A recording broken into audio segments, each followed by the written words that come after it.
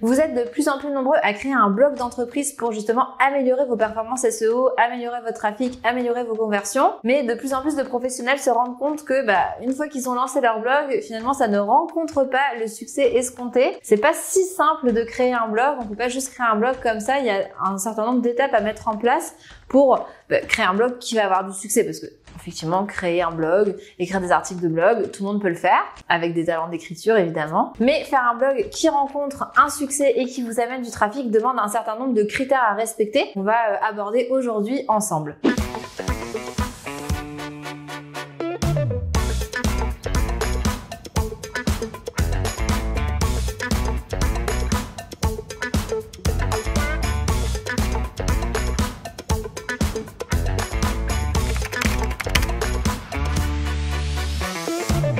Alors, la première chose, comme beaucoup d'actions marketing, c'est de ne pas réfléchir à une stratégie avant de lancer son blog. C'est-à-dire qu'on voit beaucoup de personnes qui disent « Ah bah tiens, ça pourrait intéresser mes internautes. Ah bah tiens, mon concurrent fait ça, je vais le faire. Ah bah tiens, je pensais à tel sujet m'inspire ou tel sujet ne m'inspire pas. » Et donc, finalement, les articles vont être construits plus sur un feeling que sur vraiment une stratégie qu'on va réfléchir, qu'on va mesurer et qu'on va peut-être comparer aux concurrents, etc. Ça, c'est la première chose à faire, c'est vraiment de définir une stratégie. Donc, quand on définit une stratégie, c'est une stratégie là de contenu pour un blog, donc une stratégie de contenu écrit. Eh bien, il y a un certain nombre de choses à penser. La première chose, évidemment, ça va être de réfléchir à sa cible. Qui est ma cible? C'est souvent une erreur que les gens font, en fait, parce qu'ils vont penser plus au sujet qui les inspire eux, plutôt qu'à leur cible. Mais si ma cible, ce sont des entrepreneurs, c'est pas pareil que ce sont des adolescents. On voit ça beaucoup dans les produits pour enfants, bébés, etc. Parfois, la cible, on pense que ce sont les parents, mais en fait, ce sont les grands-parents. Ça, c'est quelque chose qui nous est arrivé à plusieurs reprises, de se dire, OK, on va tester une cible parent, une cible grands-parents, et se rendre compte qu'en fait, les grands-parents, ça marche carrément mieux, parce que les parents, souvent, ils sont débordés par leur vie, travail, routine, etc. Et puis que finalement, en fait, c'est les grands-parents qui vont acheter des cadeaux. C'est super cliché ce que je dis, mais c'est des choses qu'on a vues qui fonctionnent. Alors parfois, on a plusieurs cibles. Par exemple, ça peut être les parents pour certains types de produits et les grands-parents pour certains autres. Ça, c'est quelque chose qu'il faut regarder et puis analyser. Si vous avez déjà un site web, peut-être regarder, tiens, les gens qui viennent sur mon site, à quel profil ils correspondent et quels sont ceux qui convertissent. Ça va être aussi de réfléchir déjà à ce stade-là à quel est votre objectif avec votre blog. Est-ce que ça va être tout simplement de générer du trafic et puis de faire convertir les internautes dans un second temps, ou au contraire, tiens, non, une fois que je les ai sur mon site, je vais essayer de les retenir et de les faire convertir tout de suite. Probablement que votre objectif, ça sera un peu des deux. Mais votre objectif ne devrait pas être juste de faire du contenu pour faire du contenu. La visite de votre article, la lecture de votre article, c'est juste une étape pour mener à l'action finale qui va être la vente ou la prise de contact. Évidemment, une des choses à laquelle vous devez faire attention, c'est votre ton, le langage, le style que vous voulez avoir. Parce que, croyez-moi, quand il faut revoir 50 ou 100 articles parce que finalement le ton est pas le bon, c'est très très long. Donc ça, c'est une chose à laquelle il faut réfléchir en amont. Comment vous voulez vous adresser à votre cible? Est-ce que c'est plutôt formel, informel? Est-ce qu'on tutoie? Est-ce qu'on vous voit? Ça a l'air des choses de base, mais en fait, c'est super important. Réfléchissez aussi à la technicité des termes que vous allez employer. Donc ça revient aussi un peu à la cible, mais il est possible que vous, si vous êtes spécialiste en climatisation ou en chauffage, ou les deux, que vous commencez à parler vraiment de manière très technique, peut-être que finalement votre article va être très bien, très intéressant, mais pour vos confrères ou vos concurrents en fait, c'est la même chose. Par contre, peut-être quelqu'un comme moi qui n'y connaît strictement rien, ça va être plus compliqué, je vais me perdre et je vais aller choisir un article qui va plus m'expliquer comment choisir la meilleure thermopompe de manière quand même assez pédagogue versus choisir entre la thermopompe BT63 et BT64, à moins que vraiment ça soit les deux seuls sur le marché et que tout le monde recherche ça, mais sinon ça n'a pas d'intérêt. Donc quand on fait cette stratégie, quand on rentre vraiment dans le vif du sujet et de finalement qu'est-ce qu'on met dans notre stratégie, qu'est-ce qu'on va faire comme contenu, on doit réfléchir aux différents sujets, aux différents thèmes qu'on va aborder. Donc la meilleure pratique, ça va être d'établir un planning éditorial. Donc vous allez faire une liste en fait fait de thématiques et à l'intérieur de ces thématiques, vous allez faire une liste de sujets que vous voulez aborder.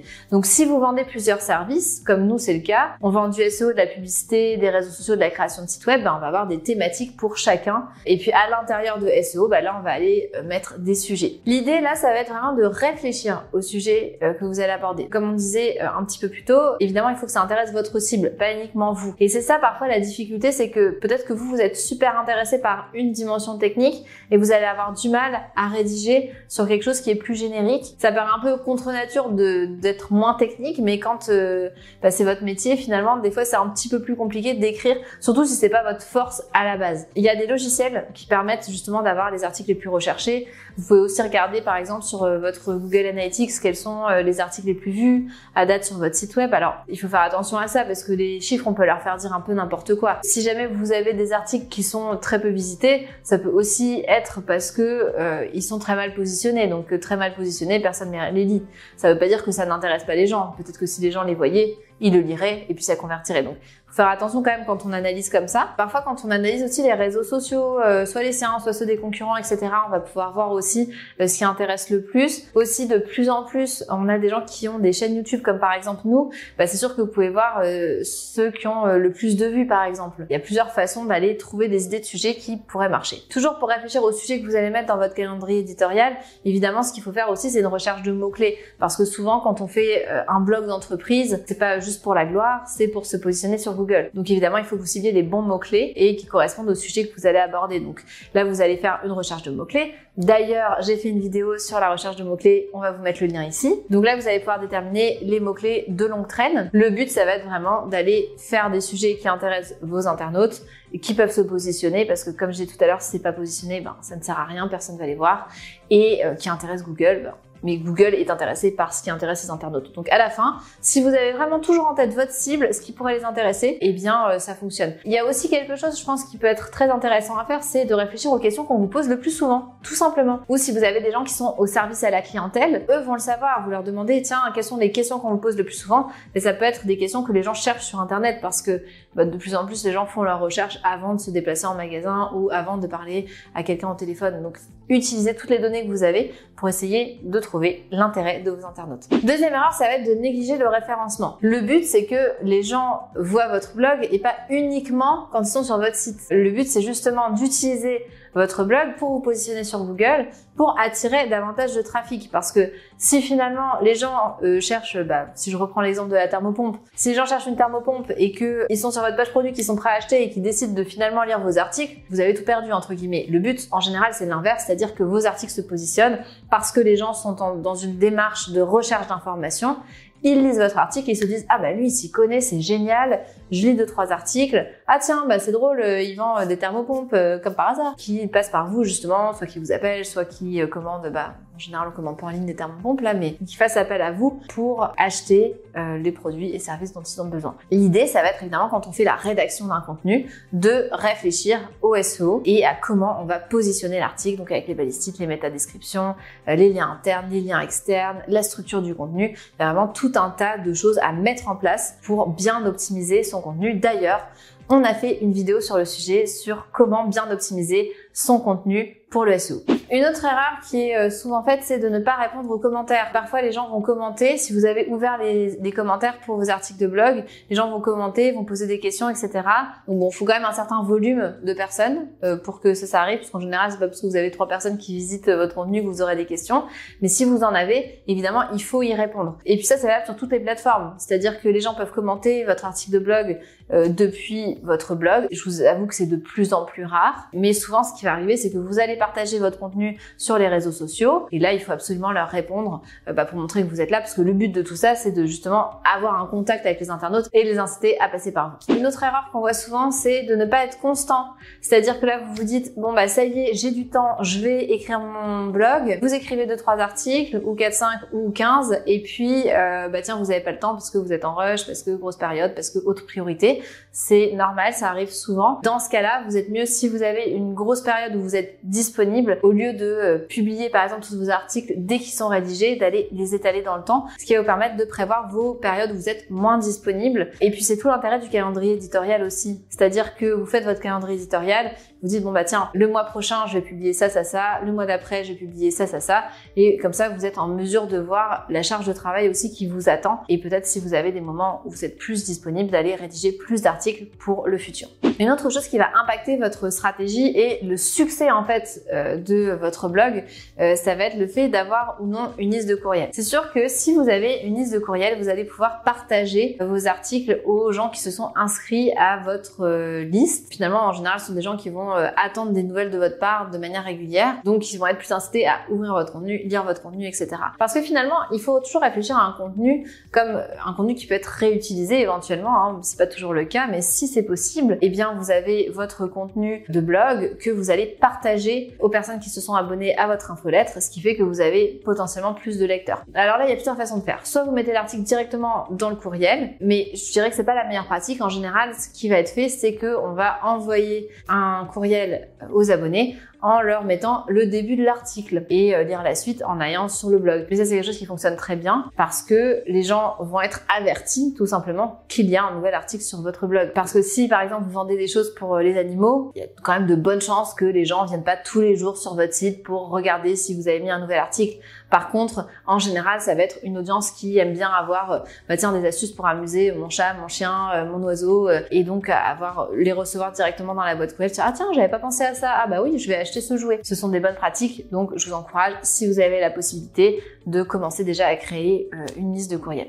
Une autre erreur, encore une fois, ça va être de négliger les titres, parce que finalement les titres, c'est ça qui va interpeller l'internaute, autant sur Google, depuis Google directement, que une fois qu'ils sont sur votre site web, si jamais ils sont en train de naviguer sur votre site web. Donc ça, c'est quelque chose de très important. Et quand on parle de titre, c'est pas juste le titre de l'article, ça va être aussi les sous-titres. Donc un article de blog doit être structuré avec des titres et des sous-titres pour justement lire plus facilement l'ensemble du contenu. Parce que ce qu'on constate, c'est que souvent, surtout les gens qui sont en train de s'informer, ils ont peut-être lu des choses sur d'autres blogs avant, ils ont peut-être lu d'autres articles ou vu des vidéos ou quoi que ce soit, ou peut-être même parlé à des représentants. Donc il y a peut-être certains éléments qu'ils vont déjà connaître. Donc le fait de structurer l'article avec des titres et des sous-titres, ça va permettre justement à l'internaute d'aller lire en diagonale votre article et d'aller chercher l'information dont il a besoin immédiatement. Alors peut-être que pour vous c'est un peu frustrant parce que vous dites ok, j'ai rédigé un article et peut-être qu'on va lire que 30% de mon article.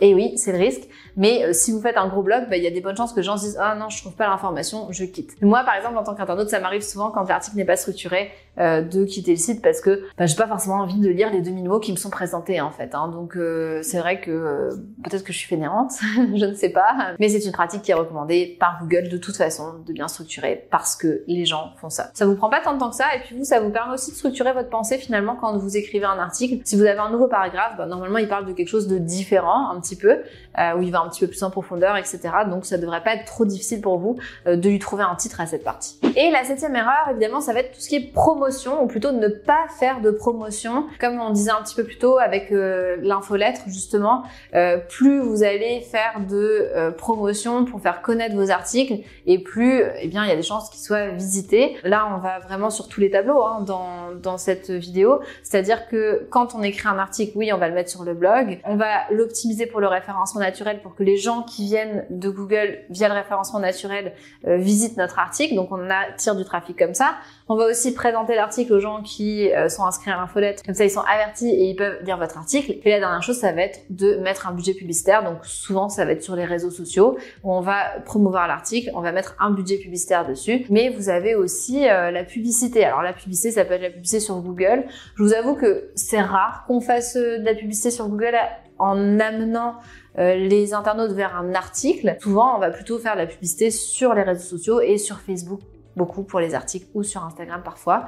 Mais Facebook est plus approprié de la façon dont ça fonctionne et de comment on peut mettre l'article en avant. D'ailleurs, on a fait une vidéo sur le copywriting et qui aborde vraiment comment écrire des publicités pour Facebook. Donc, n'hésitez pas à la consulter si vous voulez voir comment vous pouvez mettre votre article en avant et comment vous pouvez justement faire en sorte d'attirer des conversions grâce à votre article, grâce à la publicité. Mais ça, c'est une bonne pratique parce qu'encore une fois, l'idée, c'est de faire savoir aux gens que vous avez écrit un article sur le sujet. Alors, vous pouvez le rédiger en forme de problématique parce que souvent, ça va être ça. Bah tiens, oui, tel article répond à ma problématique. Je vais le consulter et puis je vais peut-être acheter, prendre rendez-vous, etc.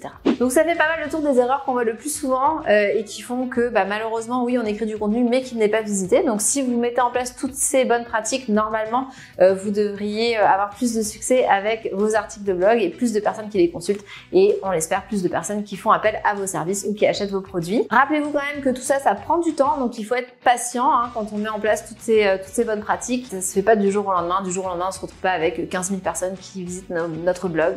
Encore une fois, on l'aimerait, mais c'est pas la réalité. N'hésitez pas à vous abonner à notre chaîne YouTube. On publie des vidéos chaque semaine. Et puis, merci beaucoup d'avoir regardé cette vidéo.